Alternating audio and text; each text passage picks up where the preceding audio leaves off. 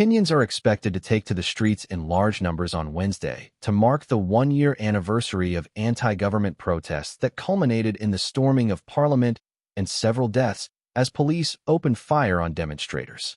Although the protests eventually faded after President William Ruto withdrew proposed tax hikes that had initially sparked the rallies, public anger over the use of force by security agencies has not abated, with fresh demonstrations erupting this month over the death of a blogger in police custody.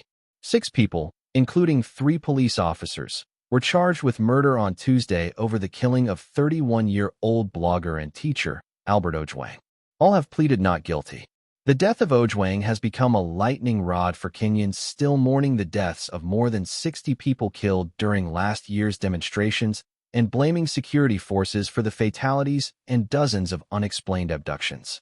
Police sources told Reuters that a heavy security presence would be deployed around downtown Nairobi, particularly near the presidency, parliament, and the central business district. The Interior Ministry in a post on X on Tuesday warned protesters not to provoke police or attempt to breach protected areas. The unprecedented scenes on June 25, 2024, showing police firing at demonstrators as they broke through barriers to enter parliament, created the biggest crisis of Ruto's presidency and sparked alarm among Kenya's international allies.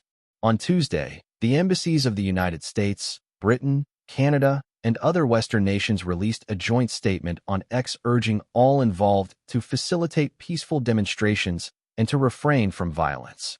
The use of plain-clothed officers in unmarked vehicles erodes public trust, the statement said.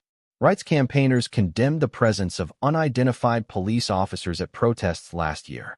The embassies also said they were troubled by the use of hired goons to disrupt peaceful demonstrations after Reuters reporters saw groups of men beating protesters with sticks and whips last week.